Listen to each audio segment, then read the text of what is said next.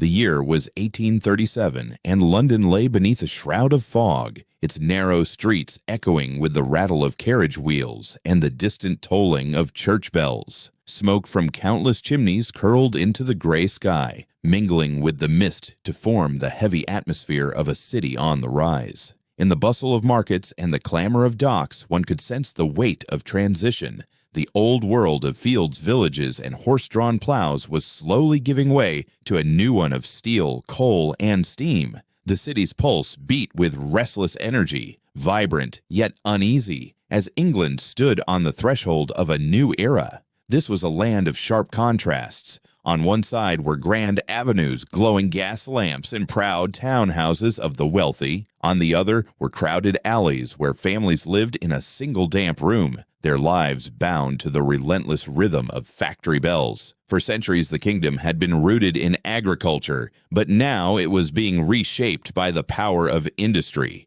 Railways stretched across the countryside, linking towns with a speed once unimaginable. The loom, the furnace, and the steam engine became symbols of modern power. London was transforming into the beating heart of a global empire, yet amidst the thunder of progress, uncertainty lingered. Who would guide the nation through this turbulent passage of change? That summer, King William IV died. With no surviving heirs, the crown passed to his young niece, Alexandrina Victoria, a girl barely 18 years old. Until that moment, she had lived in relative seclusion, sheltered within Kensington Palace. Now, suddenly, she became sovereign of the most powerful kingdom in the world. To some, her youth seemed fragile. To many, her accession brought hope.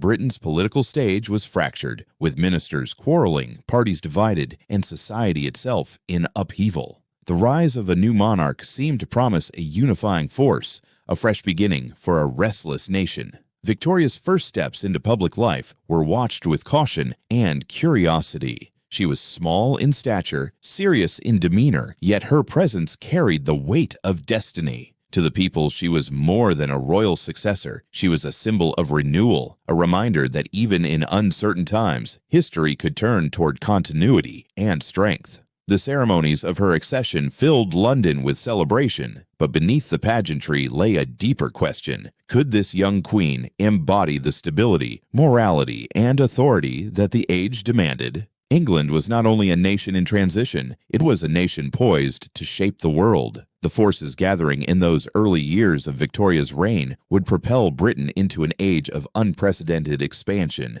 Industrial might would merge with imperial ambition, carrying the Union Jack across continents and oceans. New technologies would change how people lived, traveled, and communicated. Ideas of morality, family, and social duty, later called Victorian values, would define the spirit of the century.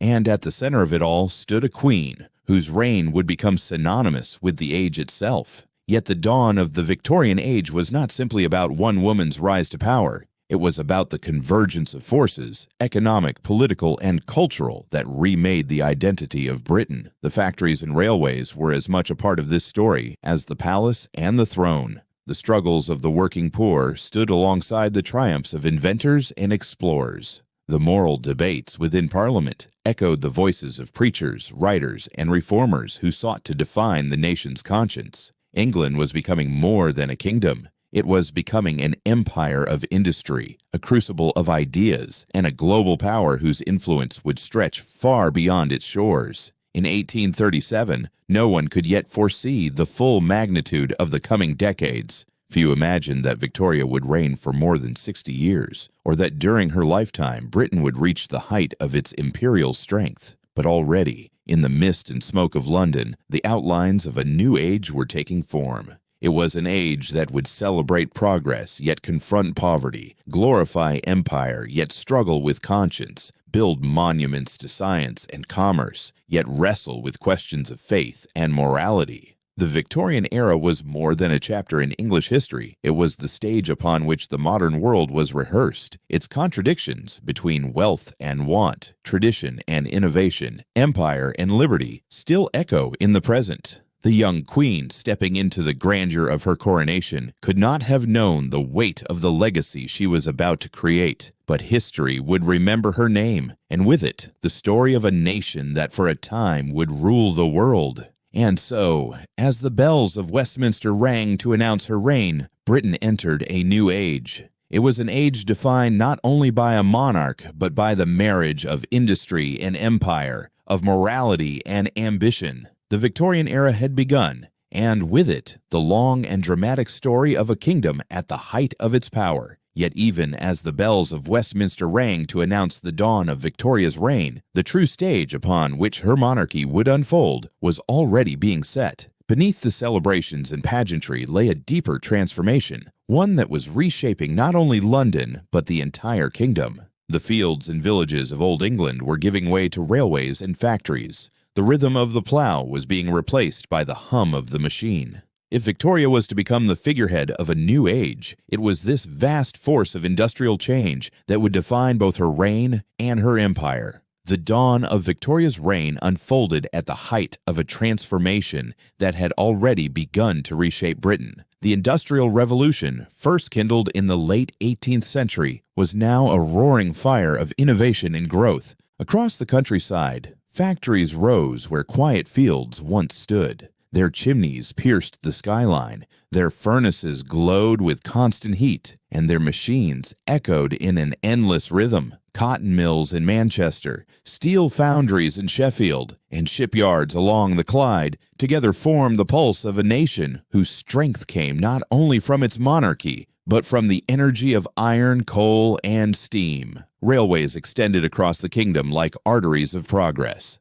The whistle of the locomotive, sharp and insistent, carried passengers and freight at speeds never before imagined. Journeys that once took days could now be completed in hours. The train brought distant towns within reach of the capital and carried not only goods, but also ideas. To travel from London to Glasgow in a single day was to experience the shrinking of space and time itself. For many, the railway was more than a new technology. It was a declaration that Britain had stepped firmly into the future. Coal was the foundation of this new age. Beneath the green hills of Wales and the industrial heartlands of northern England, it was mined in great quantities to power the engines, feed the furnaces, and warm countless homes. From coal came the energy to drive industry forward. From steel came the bridges, the railways, and the ships that extended British influence around the globe.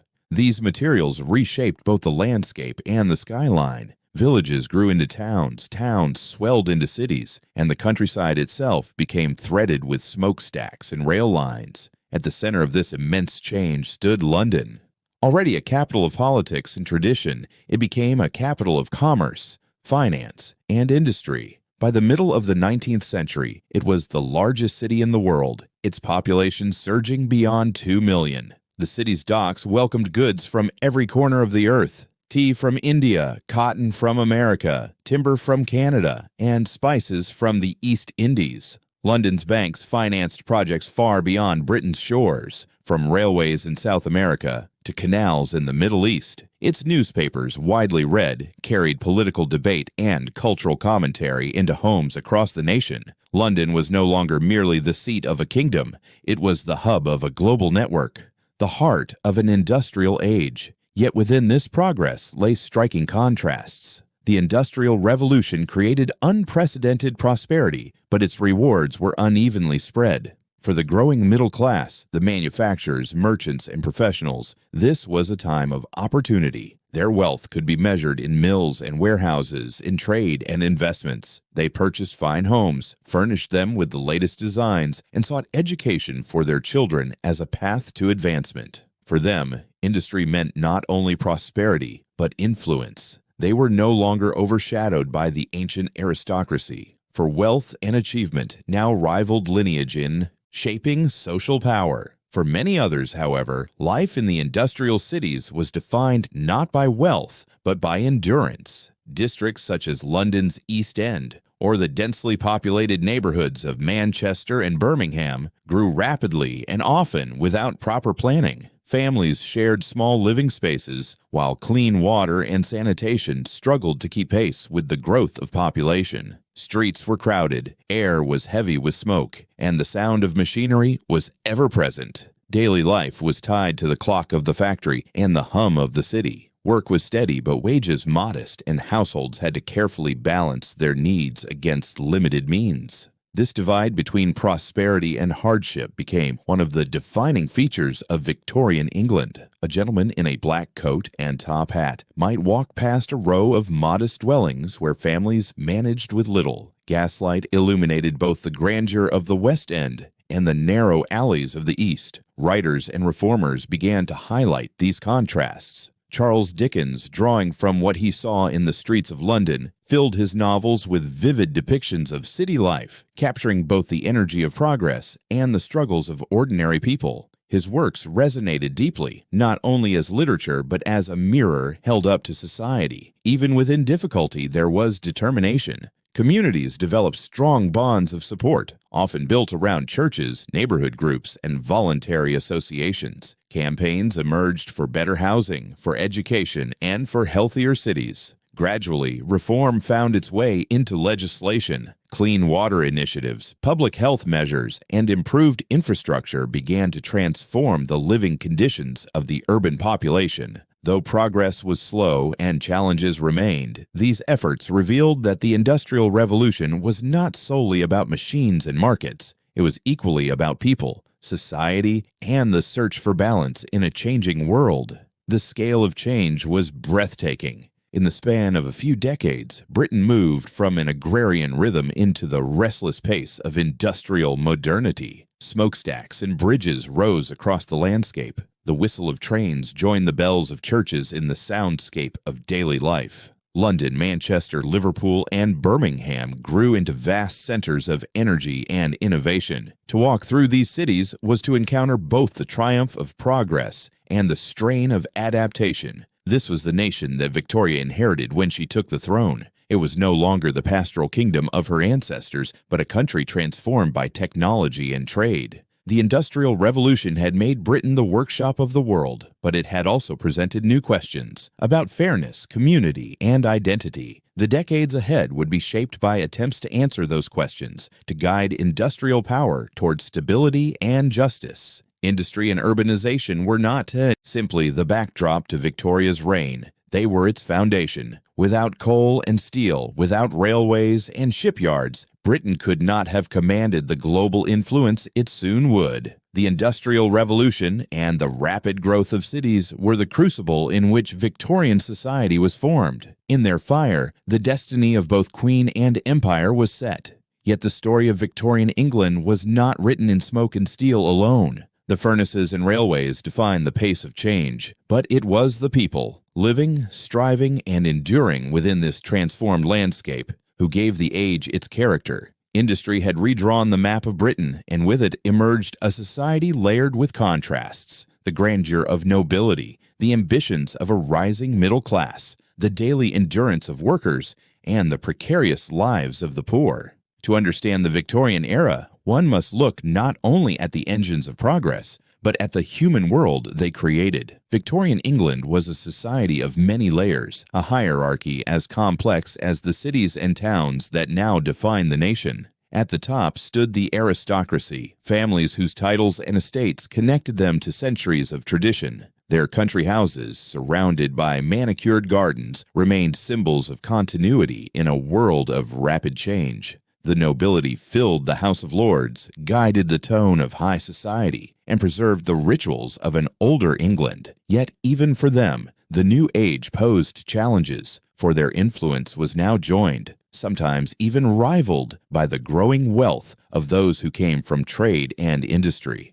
This emerging middle class was the great force of Victorian society, composed of merchants, manufacturers, bankers, professionals, and skilled administrators. They thrived in the opportunities opened by industrial expansion. To be middle class meant more than income. It meant a way of life. They embraced ideals of respectability, education, and self-improvement. Homes were decorated with books and pianos, symbols of refinement and aspiration. Children were sent to schools that promised advancement, and leisure was filled with lectures, exhibitions, and concerts. The middle class came to embody the values that many called Victorian: family, faith, diligence, and moral purpose. Below them, in both number and daily struggle, was the working population. They filled the factories, docks, workshops, and service trades that kept the great cities alive. Their lives were shaped by steady labor and modest means. Housing was often cramped, streets narrow and unpaved, and sanitation limited. In districts like the East End of London or the industrial quarters of Manchester, entire neighborhoods grew rapidly, with rows of small brick houses pressed close together. Though conditions could be difficult, these communities carried a sense of resilience. Neighbors supported one another, churches and local associations provided structure, and public houses or marketplaces offered spaces for gathering and conversation. At the very margins were those who lived in poverty. For them, survival depended on irregular work, charity, or assistance under the poor laws. These laws, reformed in 1834, sought to organize relief for the needy, but often did so through strict systems that offered help only under tightly controlled conditions. Workhouses were built to provide shelter and employment, but their rigid rules made them feared by many. To enter such an institution was seen as a last resort, a sign that all other means of survival had failed. The poor laws reflected the Victorian struggle to balance compassion with discipline, charity with responsibility. They revealed a society attempting to reconcile its ideals of morality with the pressing realities of urban poverty. The contrast between grandeur and hardship was one of the most striking features of the age. On one street, carriages rolled past elegant homes lit by gaslight. Only a short distance away, narrow alleys held families in crowded rooms with little access to fresh air or clean water. Epidemics spread quickly in such conditions, reminding all of the fragility of urban life. Reformers and city planners slowly began to address these challenges, introducing new sewer systems, public health boards, and housing projects. But for much of the century, the divide between wealth and want was visible to anyone who walked through the streets of the great cities. It was in this world that writers like Charles Dickens found their voice. Dickens, who had known hardship in his own youth, turned his pen into a mirror of Victorian society. His novels painted vivid portraits of both opulence and deprivation, exposing readers to realities they might otherwise never have seen. Characters struggling against injustice or navigating the crowded streets of London became symbols of the human spirit within an industrial age. His works resonated deeply with the public, not merely as entertainment, but as social commentary, urging the prosperous classes to recognize the lives of those who lived alongside them. Through his stories, the stark contrasts of Victorian England entered the consciousness of millions. The layering of society, nobility, middle class, working families, and the poor, created both tension and dynamism. Each group had its own values, its own spaces, and its own vision of the future. The aristocracy upheld tradition, the middle class pursued progress, the working population shouldered the weight of daily industry, and the poor embodied the pressing challenge of reform. Together, they formed the fabric of Victorian England, woven with threads of continuity and change. For historians, the fascination of this era lies not only in its grandeur or expansion, but in these very contrasts. The Victorian age was a time when the palace and the slum stood side by side, when the sermon of morality was preached amid the noise of the machine, when the ideals of progress existed alongside the struggles of survival. It was this interplay of wealth and want, refinement and hardship, ambition and endurance that gave the era its distinctive character. In the end, the story of Victorian society was not merely about classes in isolation, but about the interactions among them. Reform movements, literature, and politics all emerged from these encounters. The poor pressed their needs upon the conscience of the middle class. The middle class challenged the dominance of the aristocracy, and the aristocracy sought to preserve its place in a changing world. Out of these tensions came new laws, new institutions, and new ideas that would shape the course of the century. Thus, the social landscape of Victorian England was both divided and interwoven. It was a world where fortunes could be made in factories and finance, while hardship lingered in shadowed streets, where noble estates and humble cottages together composed the identity of a nation. And it was this intricate balance of classes, values, and conditions that would both sustain and test Britain during the reign of Queen Victoria. Yet Victorian England was held together by more than social ranks and economic contrasts. Beneath the layers of nobility, middle class, workers, and the poor, there lay an invisible framework that shaped how people thought, behaved, and judged one another. If factories and streets revealed the outward structure of society, its moral code revealed the inward compass. To understand the age fully, one must look not only at how people lived, but at the values they claimed to live by. If the social order of Victorian England could be described in bricks and mortar, its moral framework was written in invisible lines across daily life.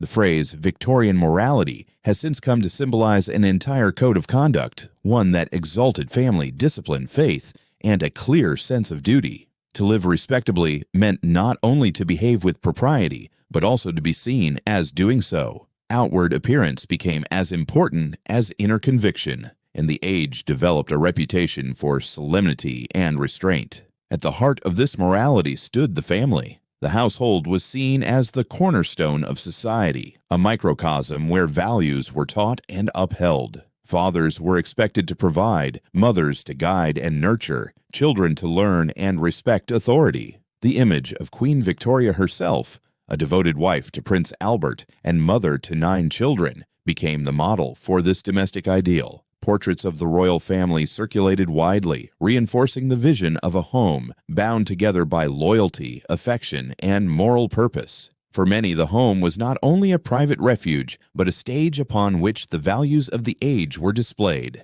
Religion gave strength to this vision. Churches were filled each Sunday, and sermons echoed with reminders of duty, piety, and the virtues of self-restraint. Faith offered guidance not only for personal life, but for public behavior. Even as scientific discoveries began to challenge traditional beliefs, the moral tone of society still drew heavily from Christian teaching. Respectability was measured not merely by wealth or position, but also by adherence to codes of honesty, modesty, and upright conduct. Yet beneath this polished surface, contradictions thrived. The more society emphasized propriety, the more glaring became the contrast with realities of urban poverty, overcrowding, and social inequality. Respectable homes with polished windows often stood only streets away from districts where hardship was evident. The grandeur of middle-class drawing rooms, furnished with velvet and mahogany, was a world apart from the cramped dwellings of those who lived on the edge of subsistence. The moral code proclaimed order and harmony, but the social landscape often told a more troubled story. This tension between appearance and reality was not lost on contemporaries. Satirists and social critics pointed out the gap between public virtue and private conduct. To present oneself as morally upright was almost a social obligation, but it did not always reflect truth. Respectability could be carefully staged, and society often turned a blind eye to issues that did not fit the polished image it wished to project. The pursuit of decorum sometimes became more about reputation than about genuine ethical conviction. Gender roles lay at the core of this framework. Men were associated with public life, politics, business, and decision-making, while women were praised as guardians of the domestic sphere. The ideal of the angel in the house held that a woman's highest calling was to preserve the home as a place of purity, morality, and comfort. Literature, advice manuals, and sermons all reinforced this division. While many women embraced the role with pride,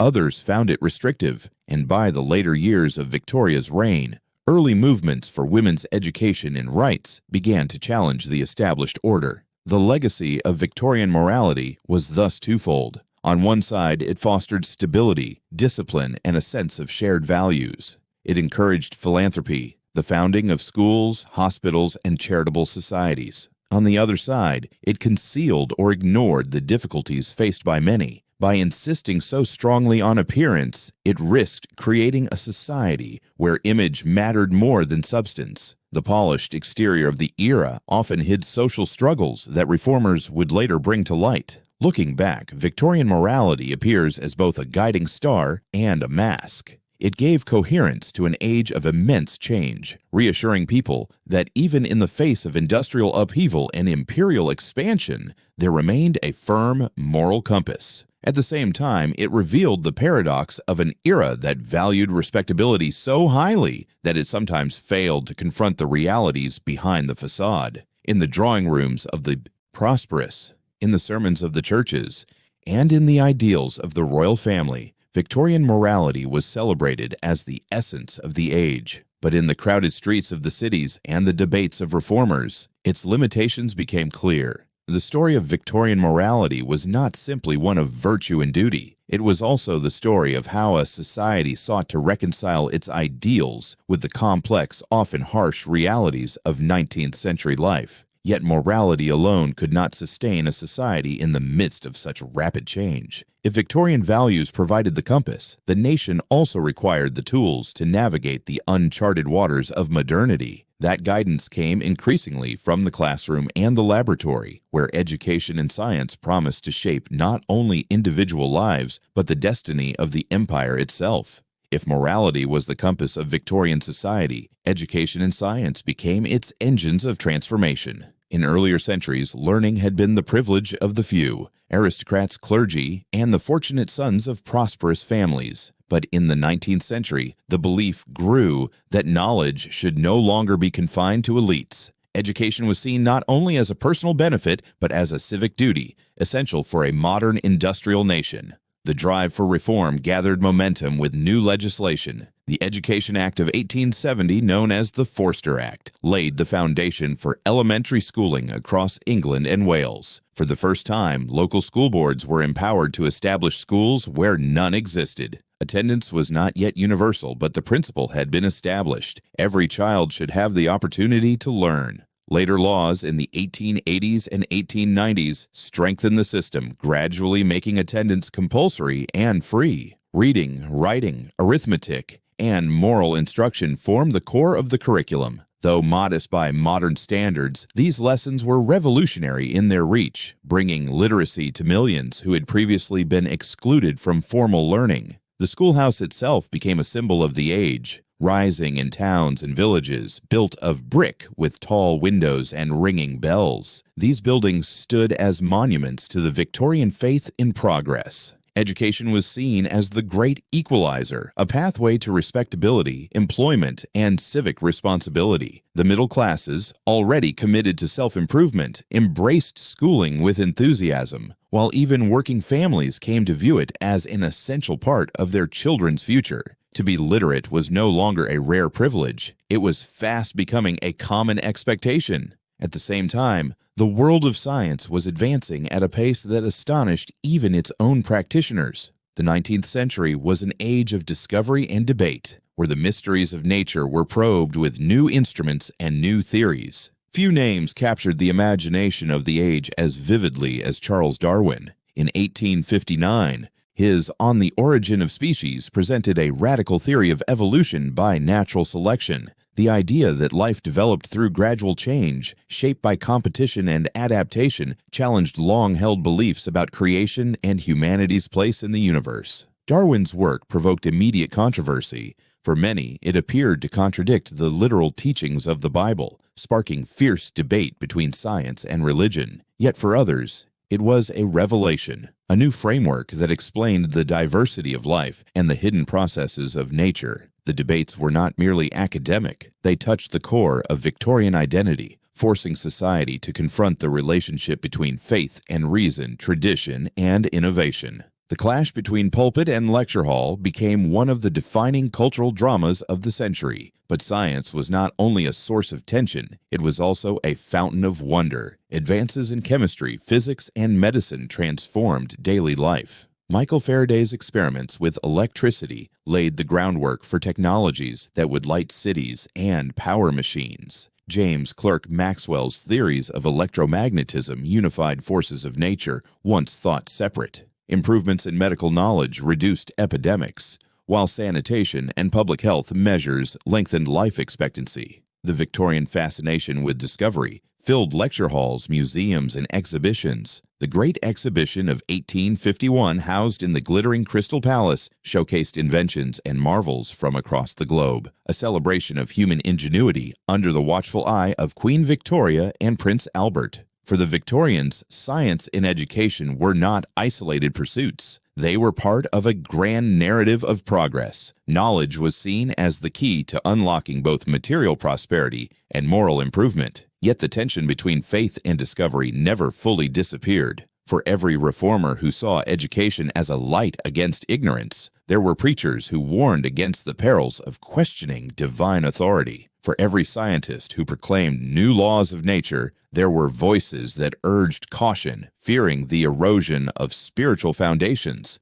Still, the momentum was unstoppable. By the close of the 19th century, England had become a nation where literacy was widespread, where universities thrived, and where science stood at the forefront of global achievement. The lecture, the textbook, and the laboratory joined the church and the home as pillars of Victorian life. Knowledge, once the preserve of the few, had become the inheritance of the many. The Victorian age thus carved its legacy not only in empire and industry, but also in classrooms and laboratories. It was a world where children carried books to school, where scholars mapped the forces of the universe, and where society wrestled with the meaning of truth itself.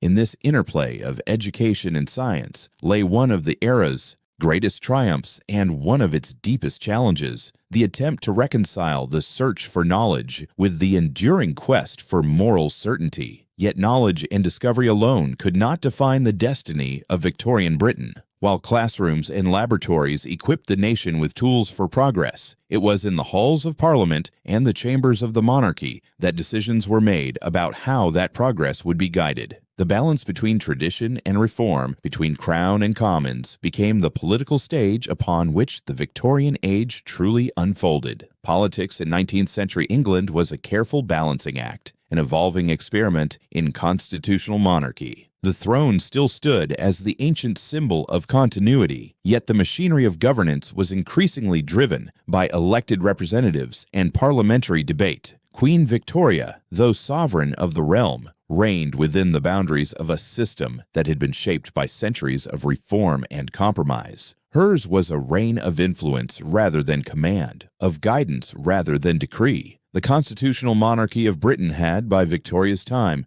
become a partnership between Crown and Parliament. The monarch was expected to embody the unity of the nation, to represent its traditions and values, and to serve as the dignified face of authority. But decisions of policy, legislation, and governance lay in the hands of ministers. Victoria herself held strong opinions and was deeply engaged in affairs of state, yet she operated within limits that were carefully drawn. Her role was to advise, to warn, and to encourage, but the Prime Minister and Cabinet carried the responsibility of government. It was in this relationship between monarch and ministers that much of the drama of Victorian politics unfolded. Queen Victoria's devotion to her husband, Prince Albert, strengthened her interest in political matters, for Albert became her closest counselor. Together, they followed debates in Parliament, corresponded with ministers, and influenced decisions with subtle but persistent persuasion. Still, it was the figure of the Prime Minister who held the most immediate power. Over the course of her reign, Victoria worked with a succession of prime ministers, each with their own style, their own policies, and their own impact on the course of history. At the heart of Parliament stood the rivalry between two great political parties, the Whigs and the Tories. The Whigs, who would later evolve into the Liberal Party, were the champions of reform. They pressed for the expansion of the electorate, for free trade, and for measures that would open opportunity to the rising middle classes. The Tories, later known as the Conservatives, stood for tradition, stability, and the defense of established institutions. They represented the interests of the landed aristocracy, the church, and those who feared rapid change. This contest of vision was not static.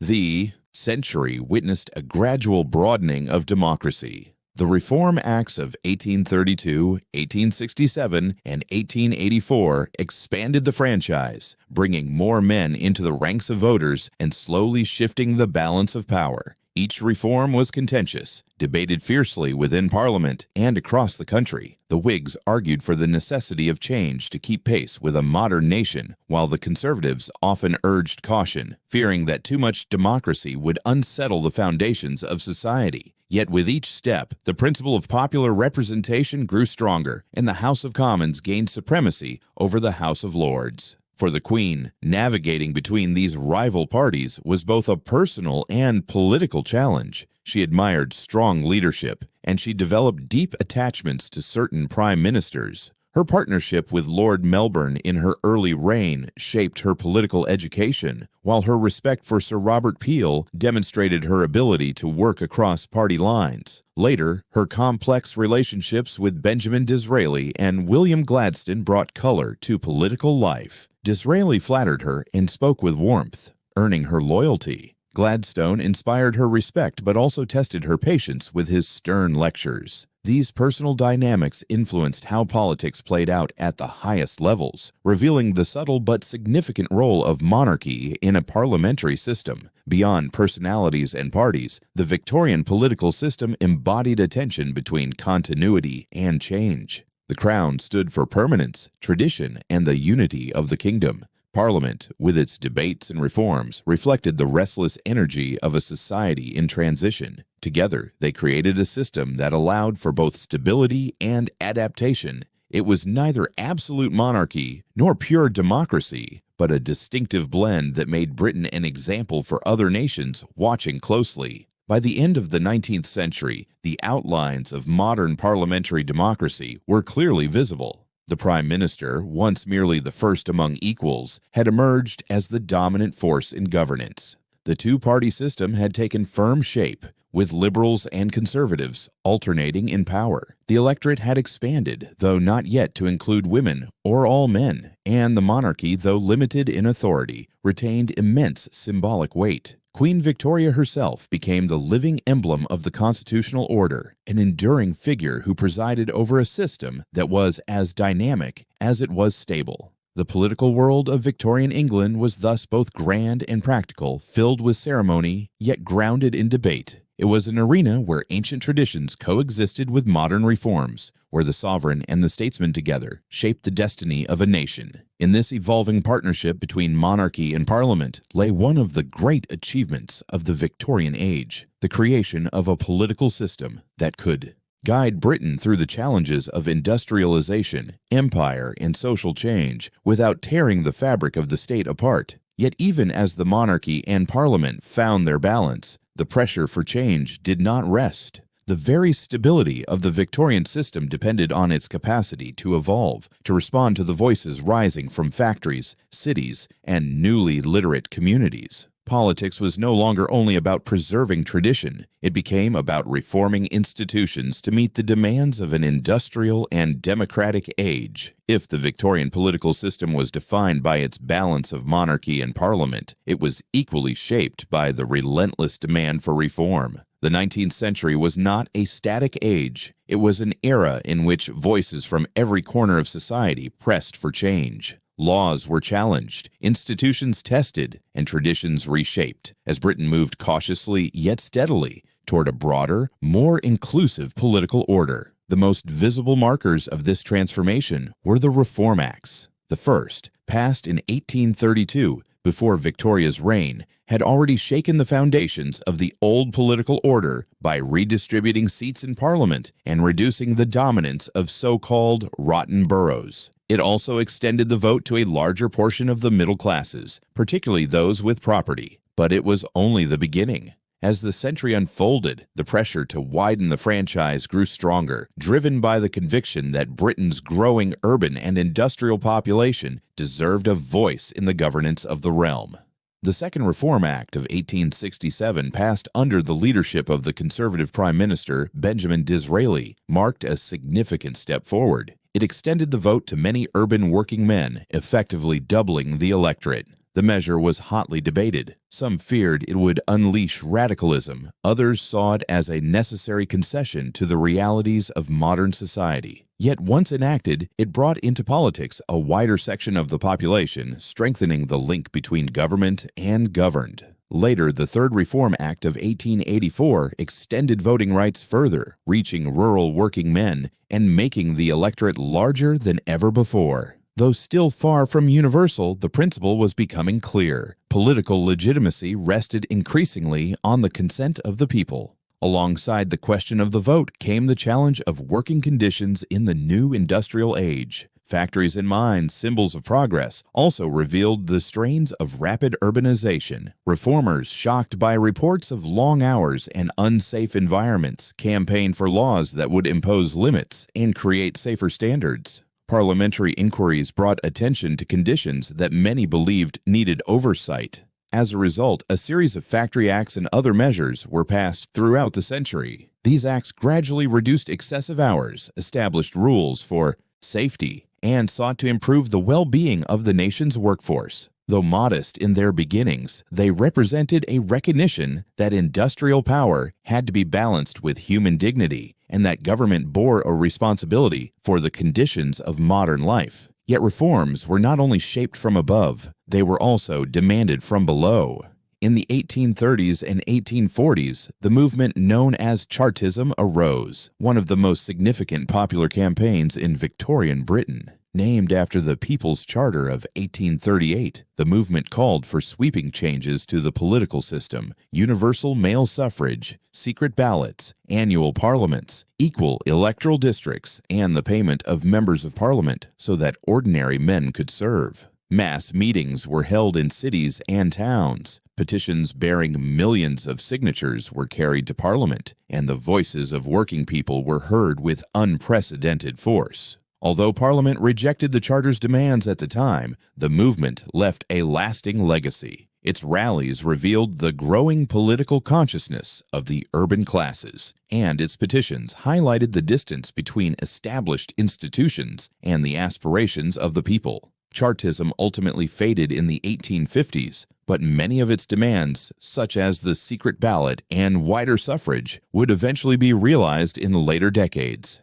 Its true achievement was to plant the idea that democracy was not a distant dream, but an attainable goal, one that could be pursued through organized pressure and political action.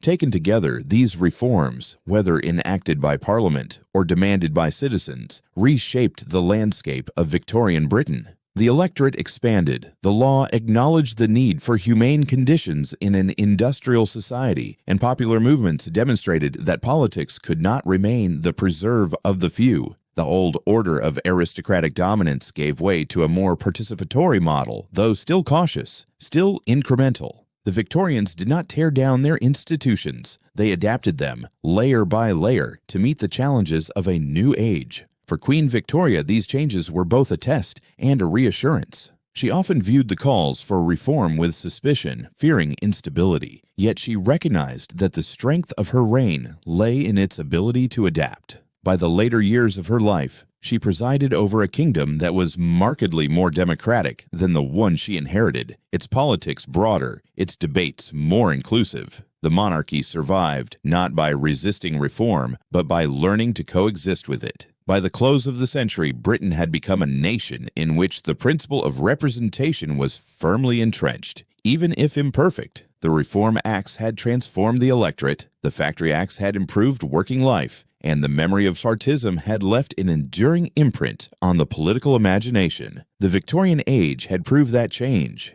though slow and contested, was possible within the framework of constitutional monarchy. It was an age in which reform became the rhythm of politics, and in which the ideals of democracy and justice, once whispered at the margins, began to shape the heart of the nation. Yet reforms alone did not define Victorian politics. Laws could expand the vote and improve conditions, but the direction of the nation often depended on the personalities who stood at its helm. The dialogue between Crown and Parliament was not only about institutions and statutes, it was also about the relationships between a sovereign and her ministers. In the interplay of trust, tension, and persuasion, the character of an age was revealed. If the 19th century reforms shaped Britain's political institutions, it was the personal relationships between monarch and ministers that often gave those institutions color, character, and momentum. Queen Victoria reigned for more than 6 decades, and in that time she worked with a succession of prime ministers whose personalities, policies, and visions differed profoundly. The dialogue between Crown and Cabinet was rarely passive.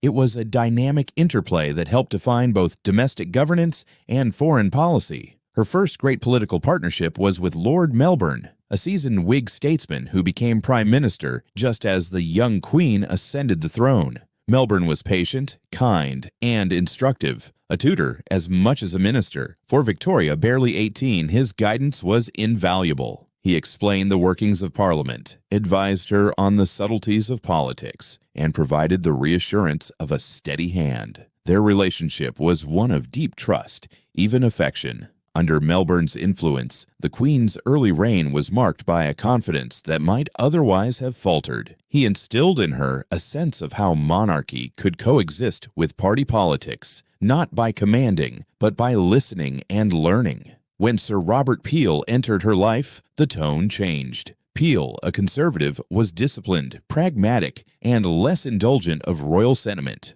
He represented a new style of governance, efficient, reform-minded, and wary of the Crown's direct involvement. At first, tensions arose. Victoria, attached to her Whig allies, resisted Peel's appointments, creating what was known as the bedchamber crisis. Yet, as time passed, she came to respect his integrity and ability. Peel's support for free trade and his decisive leadership during economic challenge revealed to Victoria that a strong prime minister could command authority while still maintaining loyalty to the crown. Their relationship matured into one of mutual respect, shaping her understanding of the monarchy's role in a constitutional system. Later came Lord Palmerston, bold and assertive in foreign affairs. Palmerston was a man of strong will and often acted independently, a habit that both impressed and irritated Victoria. He believed in projecting British power abroad, whether through diplomacy or military presence, and his confidence sometimes clashed with the Queen's cautious instincts. Still, his vigor helped define Britain's stance on the international stage during the mid-century. Under Palmerston, Britain defended liberal causes in Europe and expanded its influence overseas.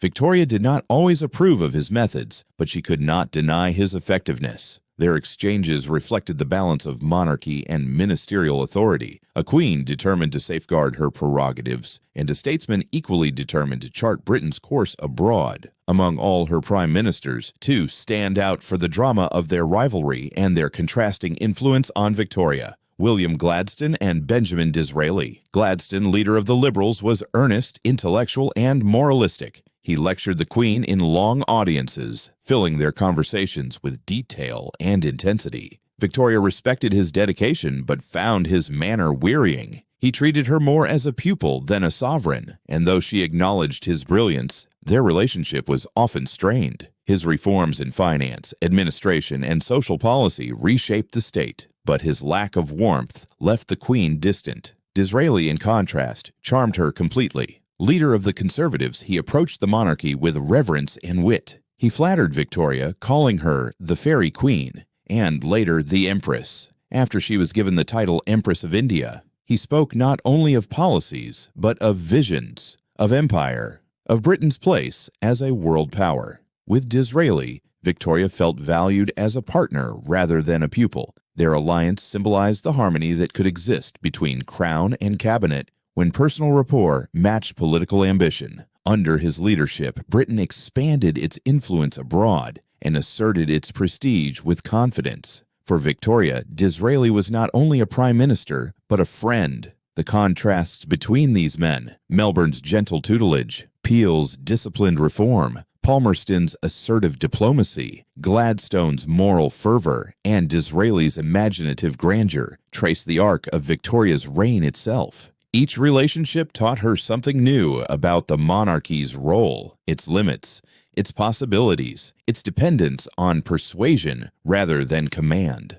Through these partnerships and sometimes conflicts, the Queen learned that her power lay not in issuing orders, but in shaping the tone, in guiding the spirit of government, and in representing the unity of the nation above the fray of party politics. By the time of her later years, Victoria had become more than a constitutional monarch. She was an institution, an enduring figure whose dealings with her prime ministers reflected the evolution of Britain's political system. The dialogue between Queen and minister did not determine every policy, but it lent character to the government of an empire at its height. The stage of Victorian politics was not only filled with debates in Parliament and acts of reform, It was also set by the conversations in royal audiences, where a queen and her prime ministers together shaped the destiny of a nation. Yet the influence of Victoria's reign was not confined to the palace or the corridors of Parliament. The lessons learned in audiences with her prime ministers shaped the direction of policy, but the true measure of Britain's power was seen far beyond its shores. As the 19th century advanced, domestic politics and imperial ambition became two sides of the same story. From this union of monarchy, parliament, and industry emerged what the world would call the Pax Britannica. The middle decades of the 19th century witnessed the rise of a phenomenon later remembered as the Pax Britannica, an age when Britain's global power imposed a relative peace upon the world. The phrase did not mean an absence of conflict, for wars still broke out in distant lands, but it captured the extraordinary dominance of a single nation whose navy, industry, and commerce seemed unchallenged. At the heart of this order stood the Royal Navy, an armada so vast and powerful that it was said the sun never set on the waters it patrolled. British ships sailed every ocean, their flags flying in the Atlantic, the Pacific, the Indian Ocean, and the Mediterranean. Steam power added to sail gave them speed and endurance that earlier fleets could never have imagined. Harbors across the world, from Gibraltar to Singapore, from Halifax to Cape Town, became stations of a maritime empire. The Navy did more than defend Britain. It safeguarded trade routes, deterred rivals, and enforced treaties. To merchants and manufacturers, the sight of a British warship meant the promise of safe passage for their goods. To foreign powers, it was a reminder of the reach of London's influence. No fleet could rival its scale, and no merchant could ignore its presence. The supremacy of the Navy allowed Britain to become what many called the workshop of the world. Fueled by coal and driven by steam, its factories produced textiles, machinery, iron, and steel at a scale never before seen. Manchester's cotton mills clothed continents. Birmingham's workshops manufactured tools and hardware that filled markets from Africa to the Americas. Sheffield's steel became the backbone of railways, bridges, and ships. London's docks, swollen with goods, sent out exports to every corner of the globe, while imports brought back raw materials, spices, and luxury goods. Trade became the lifeblood of empire, binding distant colonies into a network of exchange centered on Britain. This industrial might was underpinned by finance. The City of London emerged as the capital of global credit, insurance, and investment. Sterling became the currency of international trade, and British banks financed projects far beyond the Isles, railroads in India, ports in South America, telegraph lines stretching under oceans. With the Navy securing the seas and finance securing the flows of capital, Britain stood not only as a military giant, but also as the world's commercial and financial hub. Yet Pax Britannica was more than economic or naval supremacy. It was also an era of ideology and self-image. Victorians believed they were living at the center of progress, carrying not just goods, but values across the world. They saw their empire as a guarantor of order, stability, and even civilization. The Navy's cannons and the factory's smoke were matched by a confidence that Britain had a mission to shape the destiny of nations. Exhibitions, literature, and speeches echoed with pride in Britain's role as the guarantor of peace through strength. Still beneath the surface of this triumph lay complexities. The very dominance of Britain invited envy and suspicion. Continental powers such as France, Prussia, and later Germany watched carefully, determined not to remain in shadow forever. The United States, growing rapidly across the Atlantic, also hinted at future competition. For the moment, Britain's superiority was overwhelming, but the seeds of challenge were already planted. The peace of the world rested on British hegemony, and such hegemony was never beyond dispute. At home, the prosperity created by Britain's role as the workshop of the world transformed society. Cities swelled with workers, merchants thrived, and the middle class gained confidence. Newspapers proudly proclaimed the strength of British trade statistics, and schoolchildren learned to recite the glories of the empire's reach. The Great Exhibition of 1851, housed in the glittering Crystal Palace, embodied this self-assurance. Visitors marveled at inventions, raw materials, and manufactured goods displayed from across the globe, all under one roof in London. To many, it was proof that Britain stood not only at the heart of empire, but at the forefront of human achievement. For Queen Victoria, Pax Britannica became part of her identity as monarch. She presided over jubilees and ceremonies that celebrated not only her reign, but the prosperity and stability of her realm. The title Empress of India, conferred upon her in 1876, symbolized both the reach of Britain's empire and the sense of grandeur associated with her rule. The monarchy became intertwined with imperial power, projecting an image of unity between crown, industry, and navy. Yet the story of Pax Britannica is not one of unbroken triumph. The very expansion of trade and empire brought with it tensions, colonial wars, debates over morality and governance, and questions about the costs of maintaining such vast commitments. The Navy might secure the seas, but it could not erase the complexities of ruling over diverse peoples and territories. The factories might pour out goods, but they also tied Britain's fate to global markets that could rise or fall. Behind the proud rhetoric of peace through strength was a fragile reality, dependent on constant vigilance and adaptation. Nevertheless, for much of the 19th century, Britain's dominance gave shape to the world order. Trade flowed more freely, seas were more secure, and the very notion of global connection was accelerated by Britain's ascendancy. The Pax Britannica was both a fact of power and a story Victorians told themselves, a narrative of stability in a time of rapid change. It was the framework within which the empire expanded and within which Victorian society found its confidence. In the glow of this era, Britain seemed invincible. The navy ruled the seas, the factories supplied the world, and the crown embodied the empire's grandeur. Though the future would bring new rivals and unforeseen challenges, in the heart of the Victorian age, the Pax Britannica appeared unshakable, an age when the world's horizons seemed bounded by the power and prestige of Britain. Yet the dominance of Britain's navy and industry was only the foundation of its global role. To understand the true substance of the Pax Britannica, one must look beyond the ships and factories to the vast territories that came under the Union Jack. For it was through the empire itself, its colonies, dominions, and protectorates, that Britain's power was given form, and its reach extended to every corner of the globe. If the Royal Navy and Britain's industry secured a world order, it was the empire itself that gave that order substance. During Victoria's reign, the British Empire reached its widest extent, stretching across continents, encompassing lands with different peoples, climates, and histories. To Victorians, this expansion seemed both natural and inevitable, the outward expression of a nation that had become the workshop of the world and the master of the seas.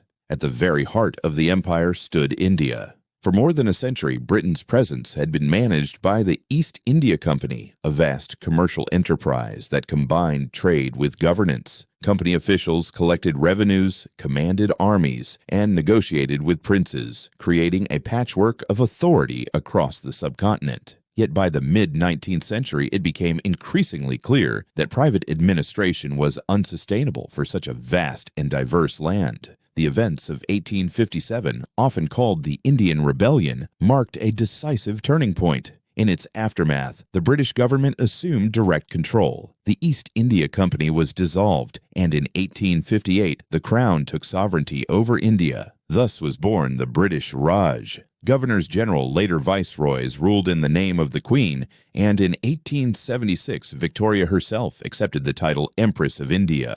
The Raj combined centralized administration with networks of local rulers who remained in place under British oversight. Railways were built, canals extended, and a legal system established, binding the subcontinent more closely together. To Victorians at home, India was the jewel in the crown, a symbol of imperial grandeur and responsibility. For India, the Raj was a new era, marked by both change and continuity, by integration into a global empire and the persistence of deep cultural traditions. While India was the keystone, Africa became the new frontier of empire. At the Cape of Good Hope, Britain secured a colony that served as a vital station on the route to the east. Cape Colony grew into a settlement with both European and African communities, a place of strategic importance where British authority met the complex realities of local politics and diverse cultures. Later in the century, British interest expanded northward. Egypt, with its ancient heritage and its strategic Suez Canal, drew Britain's attention.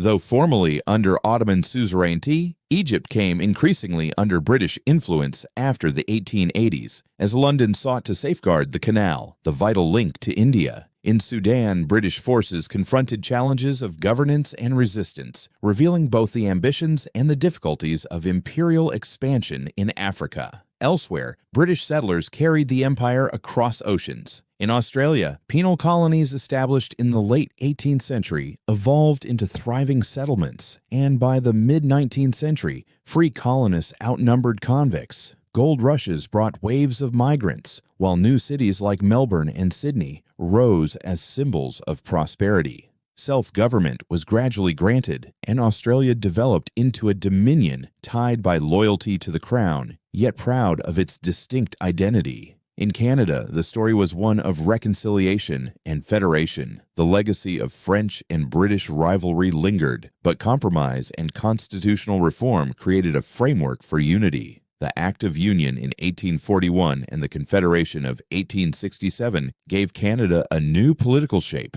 balancing local autonomy with imperial connection. Vast forests, prairies, and waterways offered both resources and challenges, while the construction of railways bound the territories together. Canada emerged not merely as a colony, but as a partner in empire, a northern dominion with its own growing sense of nationhood. New Zealand, too, entered the imperial fold. Settlers from Britain established towns and farms, while treaties and negotiations sought to regulate relations with the indigenous Maori people. Colonial governance was established, and by the later decades of the century, New Zealand had developed parliamentary institutions modeled on Westminster. Like Canada and Australia, it became a dominion, tied to Britain by allegiance but distinct in character, with its own culture shaped by the meeting of European and indigenous traditions. These settler colonies revealed another side of empire. Unlike the governance of India or Egypt, they were marked by migration and self-rule, by the export not only of British goods, but of British institutions, language, and culture. Parliaments, schools, and churches transplanted across oceans created societies that were British in identity, yet adapted to new lands. To Victorians, they were proof of the empire's vitality, of its ability to replicate itself across the globe. The expansion of the empire during Victoria's reign was not uniform. It was a mosaic of territories, each with its own story. Some were ruled directly, others indirectly. Some were dominated by commerce, others by settlement. Some were strategic outposts, others vast lands with millions of inhabitants. Yet all were bound, however loosely, to the crown and to the networks of trade and power that radiated from London. To contemporaries, this expansion seemed to affirm Britain's destiny. The Union Jack flew on every continent, and maps in British schools were colored red with imperial possessions. Writers spoke of a global mission, politicians of a sacred trust,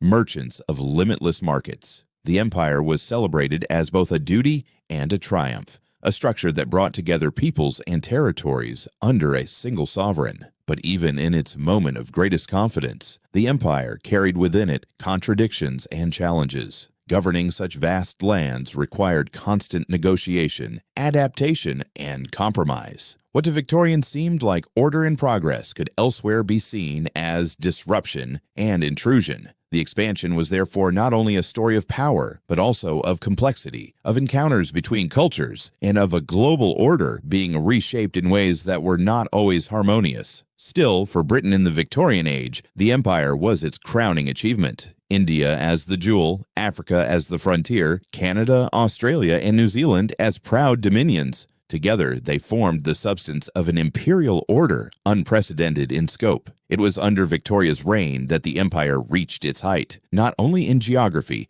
but in imagination, becoming inseparable from Britain's very identity. The Pax Britannica rested on more than ships and trade. It rested on the empire itself, an empire that gave the 19th century its defining shape. Yet the grandeur of empire, with its jewels, dominions, and far-flung colonies, was never sustained without strain. For behind the maps shaded red and the proud rhetoric of expansion lay conflicts that tested Britain's authority and revealed the fragility beneath its global supremacy. The image of the Pax Britannica, a world held steady under the shadow of Britain's naval might, was never without strain. Though the empire projected an aura of peace and stability, the Victorian age was also marked by wars and uprisings that tested its resolve and revealed the limits of its dominance. Two conflicts in particular, the Crimean War and the Indian Rebellion of 1857, stood as defining episodes, shaping not only Britain's foreign and colonial policy, but also the very character of the Victorian age. The Crimean War, fought from 1853 to 1856, was a rare clash on the European stage at a time when Britain's focus had shifted increasingly toward empire and trade. It pitted Britain and France, joined by the Ottoman Empire, against Russia in a struggle for influence over the fading Ottoman domains and access to the Mediterranean. The war was fought not in the familiar landscapes of Western Europe, but on the windswept Crimean Peninsula, where the port of Sevastopol became the epicenter of conflict. For Britain, the war was both a demonstration of strength and a sobering lesson. The Royal Navy transported troops and blockaded Russian ports, showcasing its logistical reach. Yet the campaigns on land exposed inefficiencies in supply, communication, and medical care. Reports sent back to London by journalists such as William Howard Russell revealed the difficulties and disorganization of the British Army. Public opinion, increasingly shaped by the press, reacted with criticism as well as patriotism. Out of these challenges, new figures emerged. Florence Nightingale, working tirelessly to improve conditions for the wounded, became a national heroine and a symbol of compassion amid hardship. Her reforms in military hospitals went on to influence medicine across the empire. Politically, the war also demonstrated the power of public scrutiny in an age of mass media, as the government faced questions in Parliament and the press about its management of the campaign. Though the war ended in victory with the Treaty of Paris in 1856, Britain's sense of invulnerability was tempered by the recognition that even the greatest power required reform and modernization to maintain its edge. If the Crimean War revealed the difficulties of great power rivalry, the Indian Rebellion of 1857 exposed the fragility of Britain's authority in its most prized possession. Sparked by discontent among Indian soldiers in the service of the East India Company, the uprising quickly spread into a broader revolt that engulfed much of northern and central India. Cities and forts became battlegrounds, alliances were tested, and the company's authority wavered under the strain. In Britain, the rebellion was received with shock. For many Victorians, India was not only the jewel of the crown, but also a land whose loyalty they had assumed secure under company rule. The sudden ferocity of the uprising shattered this illusion and prompted widespread debate about the causes. Some pointed to cultural misunderstandings and insensitivity, others to political and economic grievances. Regardless of interpretation, the uprising underscored the limits of private governance by a commercial company. When the rebellion was finally suppressed, it marked the end of one era and the beginning of another. In 1858, the British government dissolved the East India Company and assumed direct rule over India, inaugurating what came to be known as the Raj. The transfer was not merely administrative, it was symbolic. India would now be governed in the name of the crown, its viceroys representing not merchants but the monarch herself. For Queen Victoria, who in 1876 accepted the title Empress of India, the subcontinent became both a responsibility and a source of imperial prestige. The legacy of the rebellion was complex. In India, it left memories of struggle, sacrifice, and resilience, stories passed down through generations. In Britain, it instilled both pride in imperial resolve and caution about the need to understand and respect the traditions of those under British rule.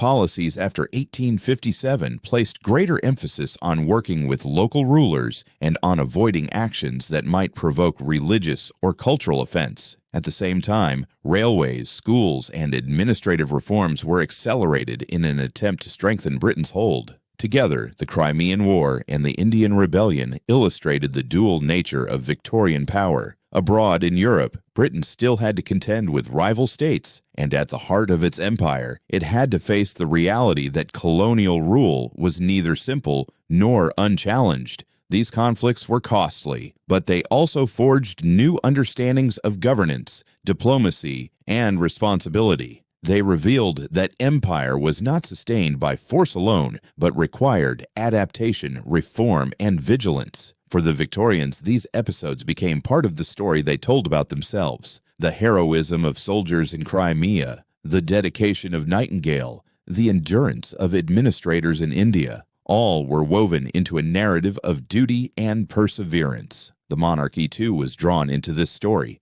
as Queen Victoria embodied both the sorrow of sacrifice and the pride of resilience. Her reign was marked not only by jubilees and triumphs, but also by the memory of wars that tested the empire's foundations. The image of Pax Britannica, then, was never simply one of unbroken peace. It was a peace held together by strength, by adaptation, and by the willingness to confront crises. The Crimean War and the Indian Rebellion were reminders that beneath the grandeur of empire lay challenges that could shake its core. Yet they also showed the capacity of Victorian Britain to endure, to learn, and to continue its course as the preeminent power of the age. Out of these trials emerged not only lessons of governance and resilience, but also powerful symbols that came to define the empire itself. The figure of the Queen and the grandeur of London transformed hardship into narrative, giving Victorians a sense of identity and pride, even as the realities of conflict lingered in memory. By the latter decades of the 19th century, the British Empire was no longer merely a network of colonies, ships, and trade routes. It had become an identity, a living symbol that Victorians carried with pride. At the heart of this symbolism stood Queen Victoria herself, whose reign became inseparable from the empire's grandeur. She was not only the sovereign of the United Kingdom, but from 1876, also the Empress of India, a title that captured both the reach of Britain's power and the majesty of her monarchy. The image of Victoria as Empress was carefully cultivated. Portraits, statues, and coins carried her likeness to every corner of the empire, from Calcutta to Cape Town, from Sydney to Toronto. Her jubilees, celebrations of her 50th and 60th years on the throne, were staged as imperial festivals, attended by representatives of dominions and colonies who gathered in London to honor her. These events turned the Queen into a unifying figure, a human emblem of an empire that spanned the globe. To her subjects in Britain, she was the guardian of stability.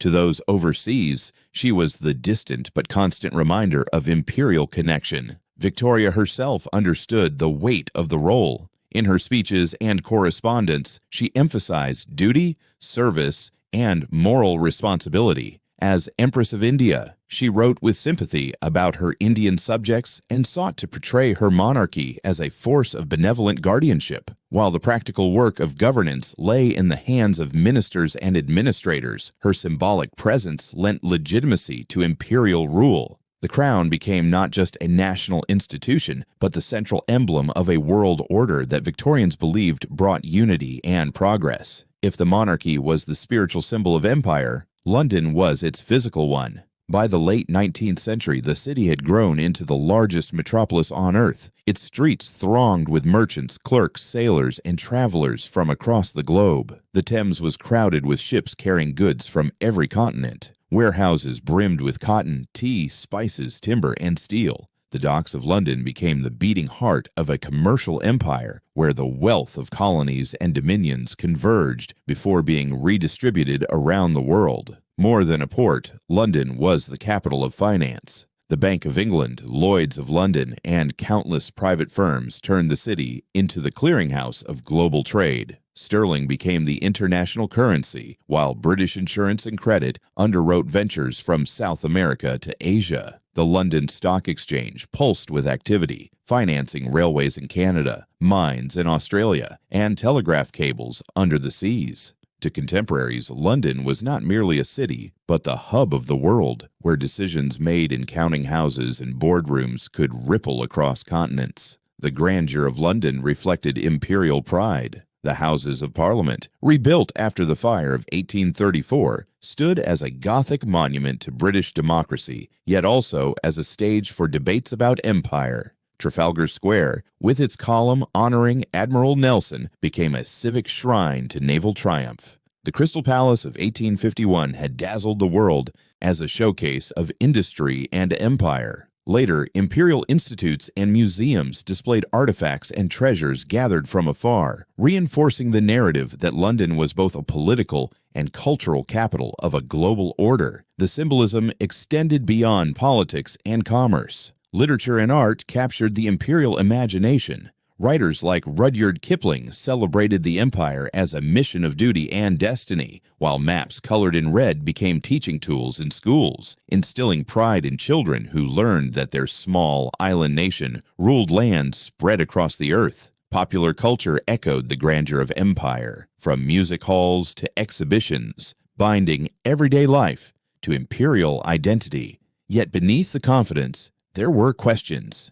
Some contemporaries worried about overextension, whether the empire's commitments were sustainable, whether London's dominance could endure in the face of rising powers. Others questioned the moral responsibilities of empire, debating whether Britain was truly living up to its ideals of justice and progress. The very symbols that inspired pride also invited scrutiny. Was Victoria's title of Empress of India a mark of benevolent guardianship or of domination? Was London a beacon of progress or a metropolis too dependent on faraway lands? These tensions underscored the paradox of empire, a system at once celebrated and contested, secure yet fragile. Still, for Victorians, the symbols were powerful and persuasive. The monarchy gave a human face to empire, while London embodied its material strength. Together, they reassured a society undergoing rapid change that Britain's place in the world was both natural and enduring. In the public mind, Victoria and London became the twin pillars of a global identity, visible proof that Britain's destiny was to lead.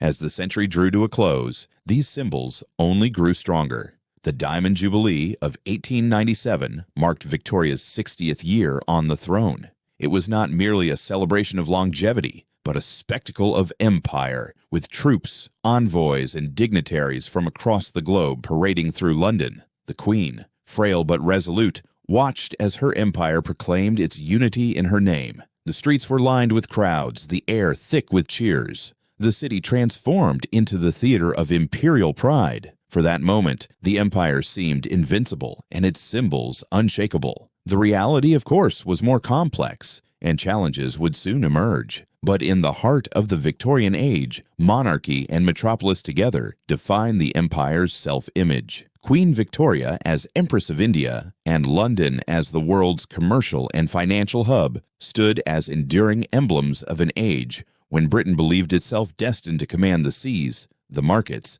and the imagination of the world. As these symbols of monarchy and metropolis gave the empire its identity, Victorians sought to give that same confidence a permanent form. It was not enough for power to be celebrated in ceremony or commerce. It had to be built into the very fabric of the nation, etched in stone, cast in iron, and painted on canvas, so that the grandeur of the age could be seen and touched as well as imagined. The grandeur of empire was not only expressed through politics and trade, it was etched into stone, glass, and iron. Nowhere was the spirit of Victorian confidence more visible than in its architecture and art, where the values of tradition and progress intertwined to produce a distinctive style that defined an age. One of the most striking expressions of this spirit was the Gothic revival. After the fire of 1834 destroyed much of the medieval Palace of Westminster, the decision was made to rebuild in a style that evoked England's ancient heritage.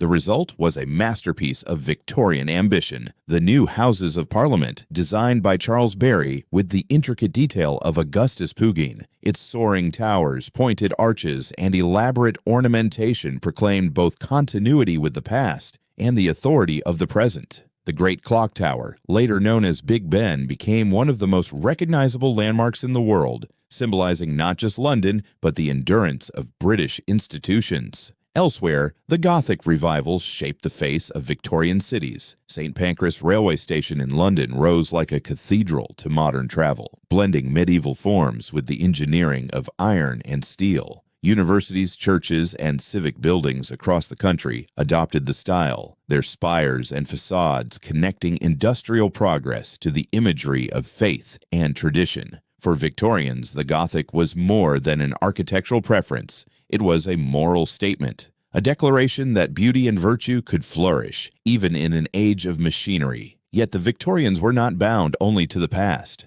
They were equally fascinated by the possibilities of modern materials and design. Nowhere was this more evident than in the Great Exhibition of 1851, housed in Joseph Paxton's Crystal Palace. This vast structure of glass and iron, erected in Hyde Park, astonished visitors with its lightness and scale. Unlike the heavy stone monuments of earlier ages, the Crystal Palace seemed almost transparent, a vision of progress made visible. Inside, exhibits from across the world filled its halls. Machines, textiles, raw materials, and works of art, all displayed as symbols of human ingenuity and the global reach of empire. The Great Exhibition was more than a fair. It was a statement of Victorian identity. 6 million visitors, nearly a third of Britain's population, passed through its doors, marveling at the wonders of industry and empire. The event celebrated the achievements of the nation, but it also projected a vision of universal progress, a belief that science, commerce, and culture could unite humanity. For Prince Albert, its chief patron, the exhibition embodied the optimism of an age that saw no boundary to human potential. Art, too, reflected this dual spirit of tradition and innovation. Painters such as the pre-Raphaelites turned to medieval themes and vivid natural detail, challenging academic conventions while appealing to a sense of moral seriousness. Public monuments, statues, and murals filled cities with visual narratives of national pride, commemorating leaders, victories, and ideals. The visual culture of the Victorian era was deeply didactic. It sought to instruct as well as to inspire, to reinforce the values of faith, duty, and progress. In architecture and art, the Victorians sought to reconcile the weight of history with the momentum of modernity. The Gothic spires of Westminster and St. Pancras spoke of continuity, while the glass walls of the Crystal Palace heralded the future. Together, they created a landscape in which stone and iron, tradition and innovation, past and present, coexisted. It was a world where the confidence of empire found expression not only in armies and trade, but in the very fabric of the city, in buildings that seemed to proclaim that Britain's greatness was as enduring as its monuments and as boundless as its imagination. Yet the Victorians did not express their age only in stone and steel, in soaring towers or glittering glass. Just as architecture gave their confidence form, literature gave it voice, turning the struggles and aspirations of society into stories and verses that carried the spirit of the age into every home.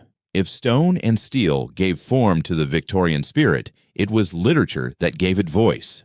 The written word in the 19th century became a mirror in which society could see its triumphs, anxieties, and contradictions. The Victorian novel in particular rose to a place of unmatched cultural influence, shaping public imagination and reflecting the moral and social debates of the age. No figure loomed larger in this landscape than Charles Dickens. His novels, serialized in newspapers and devoured by readers of all classes, transformed literature into a shared cultural experience. Through works like Oliver Twist, Bleak House, and Great Expectations, Dickens painted vivid portraits of London's streets, its bustling markets, its courts of law, and its crowded households. His characters, memorable, flawed, comic, and tragic, embodied the struggles and aspirations of a society in rapid transition. With humor and sentiment, he revealed the resilience of ordinary people, while pointing to the moral responsibilities of the prosperous. To his readers, Dickens was both storyteller and moral guide, weaving tales that entertained while calling attention to the values of compassion and justice.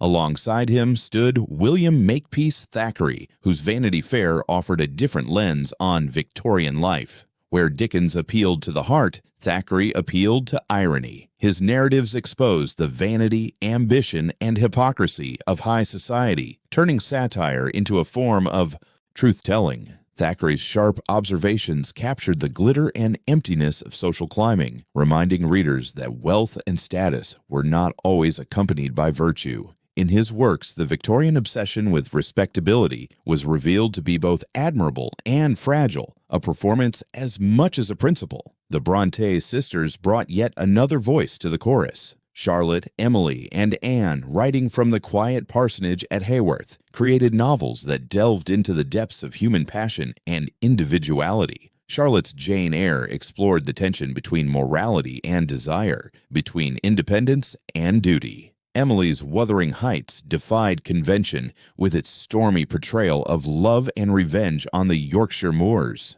Anne's The Tenant of Wildfell Hall offered a bold meditation on personal integrity and resilience. Though their works shocked some readers with their intensity, they revealed the inner lives of characters in ways that felt startlingly modern. The Brontës gave voice to the complexities of women's experiences, challenging boundaries and expanding the possibilities of the novel. Poetry, too, flourished in the Victorian imagination, and Alfred, Lord Tennyson, emerged as its most celebrated voice. As poet laureate, he gave the monarchy and nation a literary echo, his verses recited in homes and classrooms. Poems like In Memoriam reflected on grief and faith in an age of scientific questioning, while The Charge of the Light Brigade transformed a moment of military valor into enduring legend. Tennyson's lines carried the weight of national identity, binding personal emotion to collective memory and offering lyrical expression to the ideals of duty and perseverance.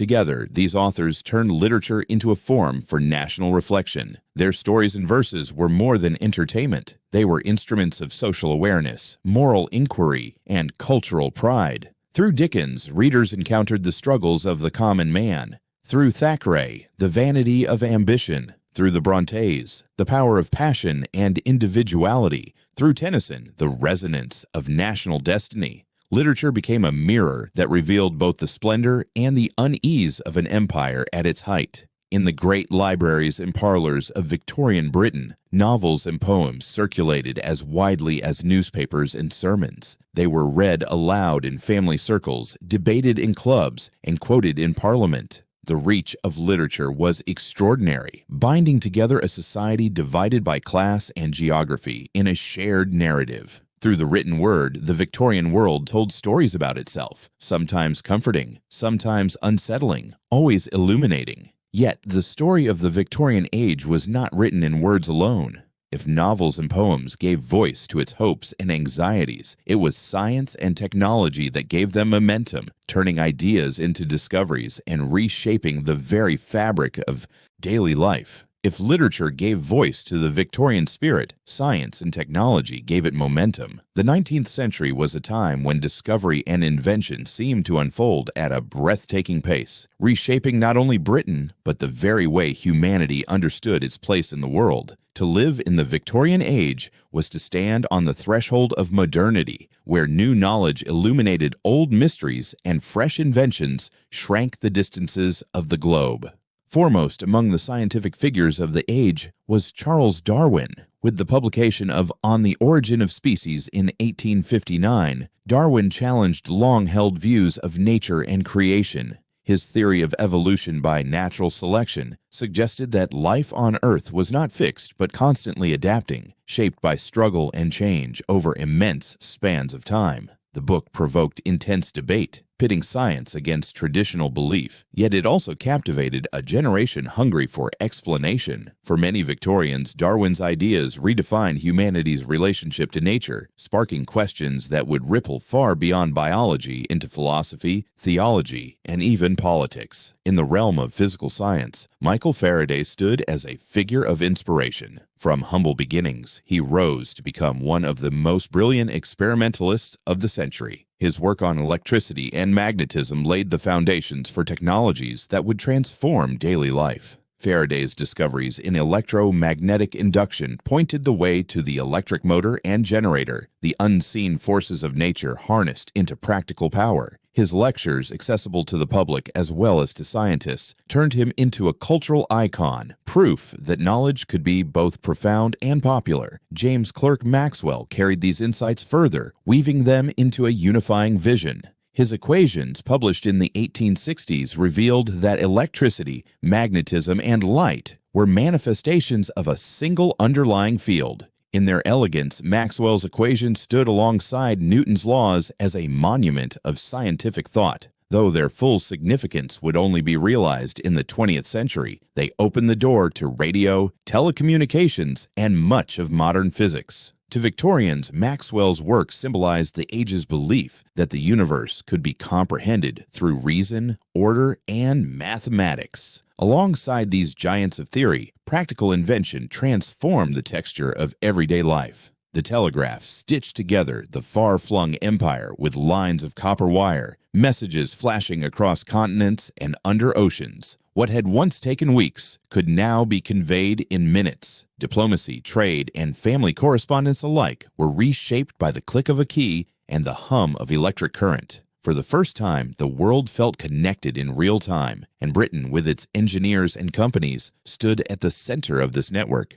Photography, too, emerged as both art and science. From the daguerreotypes of the 1840s to more refined processes later in the century, the camera captured moments with a fidelity previously unimaginable. Portraits, landscapes, and even scenes of empire became part of the Victorian visual record, freezing time for memory and history. In photography, Victorians saw both beauty and truth, a technology that preserved faces, monuments, and events for future generations. Meanwhile, the steam engine, perfected in earlier decades, was refined and expanded. Locomotives became faster and more efficient, carrying passengers and goods across nations with unprecedented speed. Steamships, propelled by improved engines, crossed oceans on regular schedules, making global travel more predictable and commerce more secure. The steady rhythm of pistons and wheels was the soundtrack of modern progress, a reminder that power, once drawn from muscle and wind, now came from fire harnessed in iron. In all these developments, science and technology became more than tools. They became emblems of an age. Darwin's theory challenged minds. Faraday's experiments revealed hidden forces. Maxwell's equations promised unity in nature, while the telegraph, photography, and steam engines brought the world closer together. The Victorians saw themselves as witnesses to a revolution, not only in industry but in thought, a transformation that carried humanity into a new relationship with knowledge, power, and possibility. The story of Victorian science and technology was thus not confined to laboratories or factories. It permeated homes, classrooms, and newspapers. It was a story told in diagrams and inventions, but also in the awe of a society that felt it was advancing into the future with every discovery, for a generation that prized both faith in tradition and confidence in progress. The new sciences and inventions became proof that the modern world was within reach, and that Britain stood at the forefront of it. Yet the impact of discovery was not confined to laboratories or lecture halls. The same age that marveled at engines and equations also expressed itself in dress, music, theater, and the rhythms of family life, where science and progress quietly reshaped the texture of daily existence. If science and technology gave the Victorians new powers, daily life and leisure revealed how they lived with those powers. The 19th century was not only an age of factories and politics, but also an age of fashion, music, theater, and family, where the rhythms of ordinary existence reflected the ideals of a society both confident and cautious. Fashion became a language of its own. In the early decades of Victoria's reign, women's dresses were marked by wide skirts supported by crinolines, layers of fabric that symbolized grace and modesty. As the century advanced, bustles replaced crinolines, shaping silhouettes that mirrored changing tastes. For men, top hats, frock coats, and neatly tied cravats proclaimed respectability and order. Clothing did more than cover the body. It communicated class, aspiration, and identity. To stroll along London's parks or boulevards was to witness a moving pageant of fabric and design, where fashion itself became part of the spectacle of modern life. Music, too, was a vital presence. Parlors in middle-class homes echoed with piano melodies, as playing an instrument became a marker of refinement and domestic grace. Popular songs circulated widely, uniting families and friends in shared entertainment. At the same time, great concert halls and opera houses flourished. Composers like Arthur Sullivan, paired with the wit of W.S. Gilbert, filled theaters with operettas that combined humor, melody, and satire. Their works, such as The Mikado and HMS Pinafore, delighted audiences while reflecting the quirks of Victorian society itself. Music was both intimate and public, a thread that tied households to the cultural life of the nation. The theater, long a staple of English culture, entered a new era under Victoria. Dramas and comedies drew large audiences, offering moral lessons as well as amusement. Melodrama, with its heightened emotions and clear divisions of virtue and vice, appealed to the sensibilities of an age that valued morality but craved excitement. Shakespeare's plays were revived with grandeur, while new works brought contemporary issues to the stage. To attend the theater was to participate in a civic ritual, a collective act of storytelling that bound together the diverse classes of an urban society. Daily life, however, was not only about fashion and performance. It was also shaped by the Victorian family, which emerged as an idealized model of stability. At the center of this vision stood Queen Victoria and Prince Albert, whose marriage was portrayed as the very embodiment of domestic virtue. Their devotion to each other and to their children was celebrated in paintings, photographs, and popular accounts. The royal family became a symbol of the ideal household, promoting values of fidelity, duty, and affection. In an age of rapid change, the image of Victoria surrounded by her children reassured the public that tradition and stability could still anchor society. This ideal influenced countless households. Middle-class families embraced the notion of the home as a sanctuary, separate from the competitive world of business and politics. The parlor became the heart of domestic life, filled with books, pianos, and ornaments that reflected taste and aspiration. Leisure was not seen as idleness, but as a means of moral and cultural improvement. Reading, music, gardening, and family outings were celebrated as wholesome pastimes, reinforcing the moral code that defined the era. And yet daily life was not without its tensions. The very emphasis on respectability could create pressure to conform, turning the family into a stage where appearances mattered as much as realities.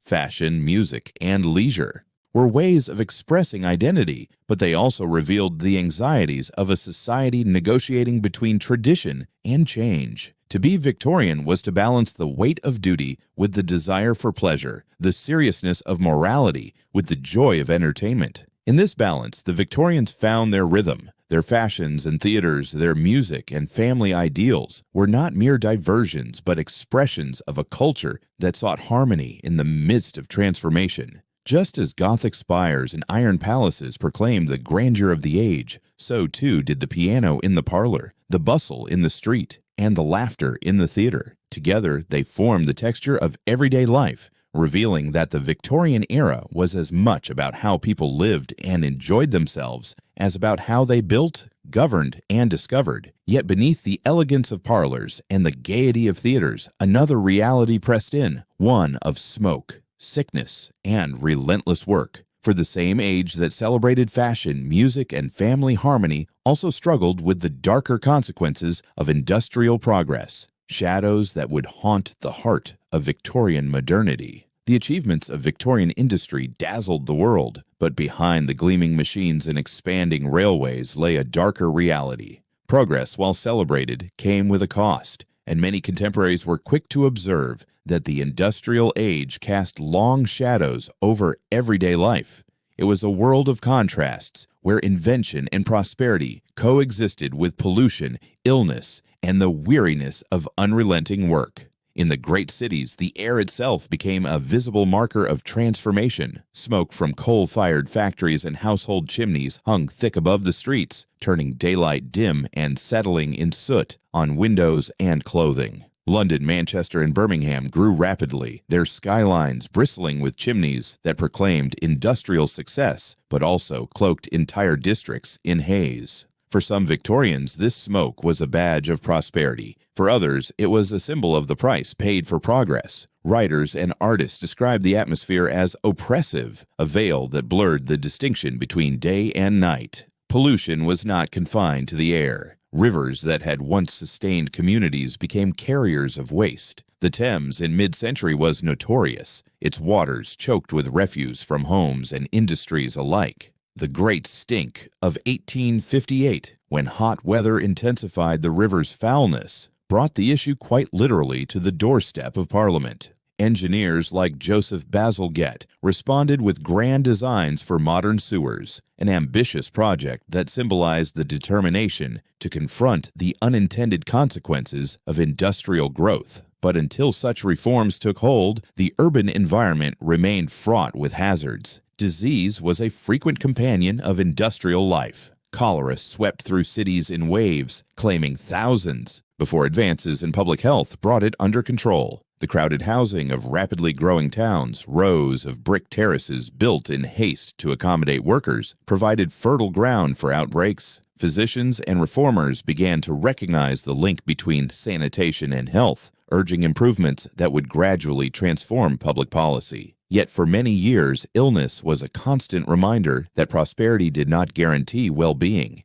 Equally striking were the demands of work in an industrial economy. Factories, mines, and mills operated with relentless rhythm, their hours dictated by the turning of machines rather than the rising and setting of the sun. For those employed within them, the pace could be exhausting, leaving little space for leisure or education. The dark, satanic mills of William Blake's poetry, written earlier but echoed by later generations, came to symbolize this side of the industrial landscape.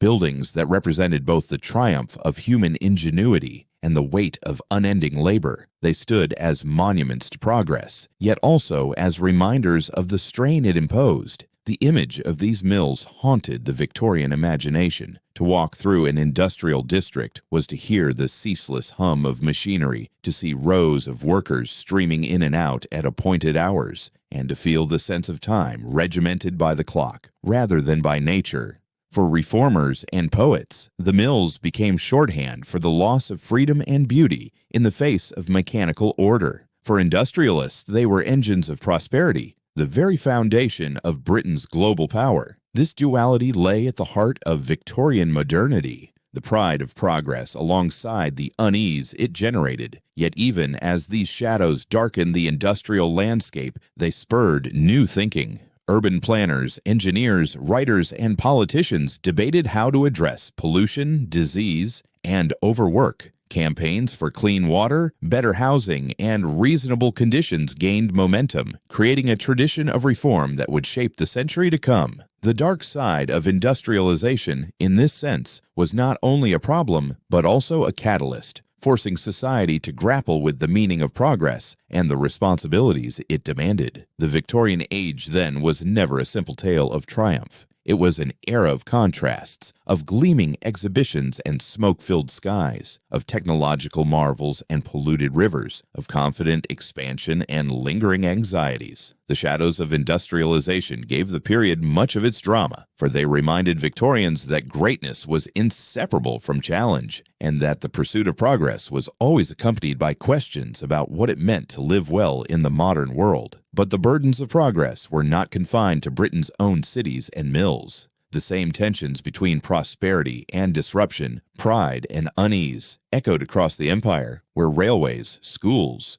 and markets carried both the promise of modernization and the strain of cultural collision. The shadows of the Victorian age extended far beyond Britain's cities. They reached across continents, into the territories that together formed the empire. For Victorians, the empire was a source of pride and identity, a vision of unity under a single crown. Yet it was also an arena of contradiction, where different traditions, values, and ways of life intersected in ways that were not always harmonious. India, often called the jewel in the crown, was central to this story. British administrators introduced railways, legal frameworks, and schools, convinced that such institutions represented progress. But these efforts sometimes came into conflict with practices and customs that had endured for centuries. Temples, languages, and rituals carried profound meaning for local communities, and the attempt to reshape them through imperial governance created a delicate balance. What Britain saw as modernization could, for others, be experienced as disruption. This tension produced both collaboration and resistance, as cultures encountered each other but did not always blend. The same dynamic was evident across Africa. Expanding influence brought infrastructure and new economic networks, linking coastal settlements with interior regions and integrating them into global trade. Cotton, minerals, and timber flowed toward Britain's ports, feeding the engines of industry. Yet for communities on the ground, these changes altered long-standing relationships with the land. Fields, rivers, and forests that had sustained generations were reorganized to meet the demands of distant markets. Such transformations raised questions about how development should be defined and by whom. In settler colonies such as Canada, Australia, and New Zealand, the story took yet another form. Migration from Britain established new towns and institutions, while indigenous communities confronted profound changes to their ways of life. Parliaments, schools, and courts were established along British models, creating societies that reflected aspects of Britain while developing identities of their own. These encounters were complex. They brought opportunities for exchange, but also moments of tension, as new populations and traditions sought to coexist with older ones. Cultural exchange was one of the defining features of the Victorian Empire. Missionaries, educators, and travelers carried books, medicine, and ideas across borders. In turn, Britain itself absorbed influences from abroad, new foods, artistic styles, and perspectives that broadened its horizons. But such exchanges were not always equal. Victorian confidence in the value of its own institutions sometimes meant that local traditions were undervalued, even as they continued to thrive within their own communities. The result was a dialogue that could enrich, but also misunderstand, the societies involved. Back in Britain, the empire was the subject of vigorous debate. Supporters argued that expansion demonstrated national greatness and provided markets essential for industry. Critics questioned whether governing faraway territories placed unsustainable burdens on the nation. Others raised moral questions, wondering if the ideals of liberty and justice celebrated at home could be fully applied abroad. These discussions revealed the ambivalence at the heart of the Victorian imperial project, a mixture of pride, pragmatism, and unease. The empire was therefore not a single story, but a mosaic of experiences. In some regions, it meant new infrastructure and institutions. In others, it represented disruption and loss. For many Victorians, it symbolized the high tide of Britain's global power, a red presence on the maps in every schoolroom. For those who lived within its borders, it was experienced in diverse ways, shaped by memory, identity, and the challenge of reconciling old worlds with new realities. Thus, the Victorian Empire reflected the age itself, confident and expansive, yet marked by contradictions. It embodied hopes of progress and unity, while also raising questions about responsibility, fairness, and understanding.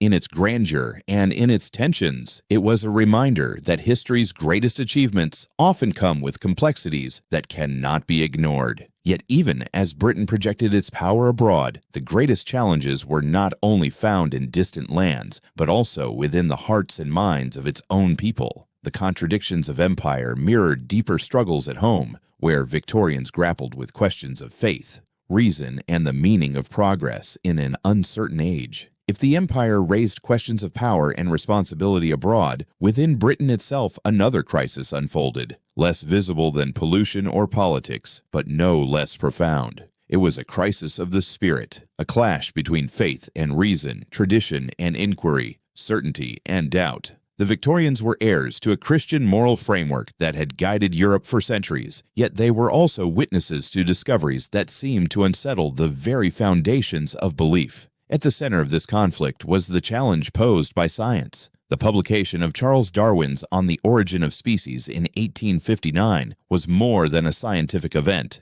It was a cultural earthquake. For centuries, many had looked to Scripture as the ultimate account of creation. Darwin's theory of evolution suggested instead that life unfolded through gradual adaptation over vast stretches of time. For some, this vision was liberating, offering a natural explanation for the diversity of life. For others, it raised troubling questions. If humanity was part of a continuum with the natural world, what did that mean for ideas of divine purpose and moral order? The debate rippled far beyond the scientific community. Pulpits, newspapers, and parlors buzzed with arguments. Clergy wrestled with how to reconcile new discoveries with enduring faith. while writers and intellectuals explored themes of doubt and belief in their works. Alfred, Lord Tennyson's In Memoriam, gave poetic voice to grief in an age when science seemed to strip away certainties. Matthew Arnold, in Dover Beach, captured the melancholy of a world where the sea of faith appeared to be retreating.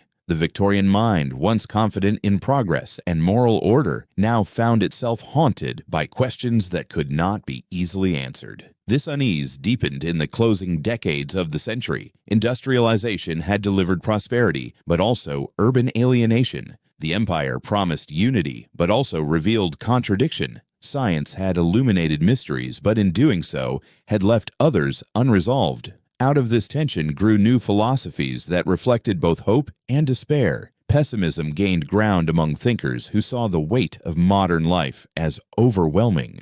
The relentless pace of industry, the anonymity of cities, and the uncertainties of belief created a sense of fatigue. Writers and artists spoke of the emptiness that could lurk beneath material progress. For them, the triumphs of the age seemed fragile, shadowed by the possibility that beneath all the machinery and empire, life lacked ultimate meaning. In some quarters, this pessimism shaded into nihilism, the view that traditional values and truths no longer held authority. Though more prominent on the European continent, such ideas echoed in Britain as well. The writings of continental philosophers questioning the foundations of morality and religion found attentive readers in Victorian circles. Intellectual salons and universities became places where questions once considered unthinkable were openly debated. Could there be morality without faith? Was human destiny guided, or was it an accident of nature and history? And yet the Victorians were not a people who surrendered easily to despair. The very intensity of the crisis reflected their determination to grapple with it. Some sought reconciliation, arguing that science and religion need not be enemies but could be seen as different paths to truth. Others turned to new forms of philosophy, from utilitarianism to social idealism, searching for frameworks that could provide guidance in a rapidly changing world. Still others found solace in art, literature, or personal devotion, weaving meaning from sources both old and new. In this struggle, the Victorian spirit revealed its deepest character. It was an age that built railways and parliaments, but also wrestled with questions of the soul. The clash between science and faith, the rise of pessimism and nihilism, did not destroy the era. They gave it depth, forcing Victorians to ask not only what they could achieve, but what it meant to be human in a modern world. Their answers were never final, but their willingness to confront these questions ensured that the Victorian legacy was as much intellectual and spiritual as it was material and political. Amid these uncertainties of faith, philosophy, and the future, one constant remained: the figure of the Queen herself. For many Victorians, Victoria's enduring presence offered stability in a world of doubt. Her personal story intertwining with the larger story of the age. The Victorian age, so long identified with progress, confidence, and expansion, was also defined by the remarkable longevity of its monarch. Queen Victoria reigned for more than 6 decades, her presence a constant amid the sweeping changes of industry, empire, and thought. Yet her later years were shadowed by personal grief, political challenges, and the recognition that even the grandest eras must one day come to a close. The turning point came in December 1861 with the death of Prince Albert, Victoria's beloved consort. Their marriage had been not only a personal partnership, but a symbol of domestic virtue celebrated across the empire. Albert had been her advisor, confidant, and companion in the work of monarchy. His sudden passing at the age of 42 left Victoria devastated. In the years that followed, she withdrew from much of public life, retreating to Balmoral in Scotland and Osborne House on the Isle of Wight. Clad in black mourning dress, which she wore for the rest of her life, she became the image of enduring grief.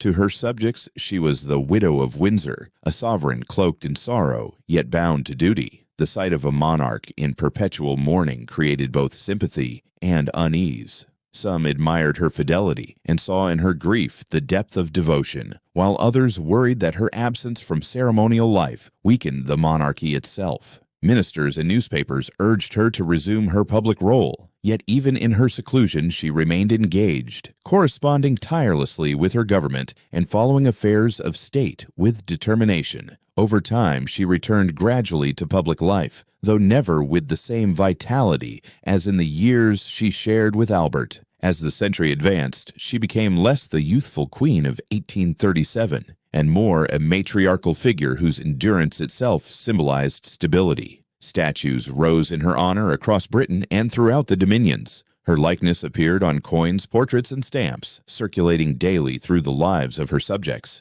In her person, the monarchy was transformed into a living emblem of national identity, bound up with the empire's fortunes. The Diamond Jubilee of 1897 marked the climax of her symbolic reign. Celebrating 60 years on the throne, it was staged as an imperial spectacle of unprecedented scale. Representatives from across the empire gathered in London. Indian princes, colonial governors, troops from Africa, Canada, Australia, and New Zealand.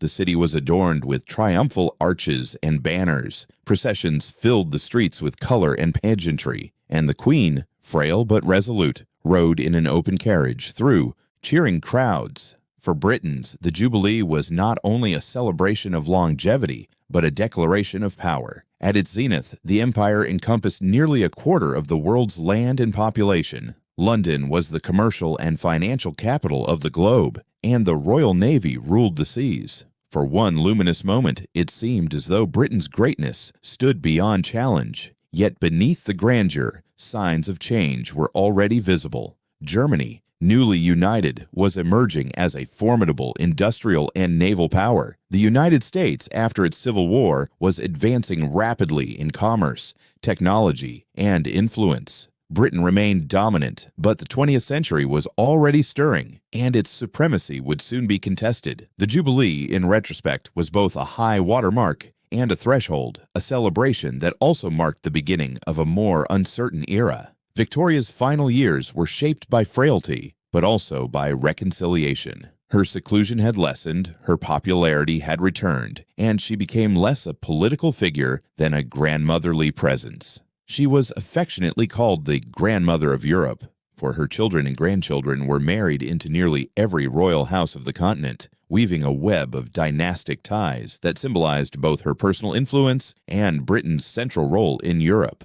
Yet those same ties foreshadowed conflicts to come, for the royal families of Europe would not remain united in the storms of the 20th century. In January 1901 at Osborne House, Victoria's long reign came to its close. Surrounded by family, she passed away at the age of 81. News of her death spread quickly across the empire, and mourning was profound. Bells tolled in cities and villages, and memorial services were held on every continent. For millions, it felt as if an age itself had died, for her life had been the thread connecting generations. With her passing, the curtain fell on a reign that had lasted 63 years, the second longest in English history up to that time. Her successor, Edward VII, inherited a throne that was secure but poised on the edge of change. His reign, the Edwardian era, would usher in a new mood, modern, cosmopolitan, and ultimately more precarious. The certainties of the Victorian world would give way to the complexities of the 20th century. Victoria's legacy was immense. She had presided over the transformation of Britain from an agrarian society into the leading industrial and imperial power of the world.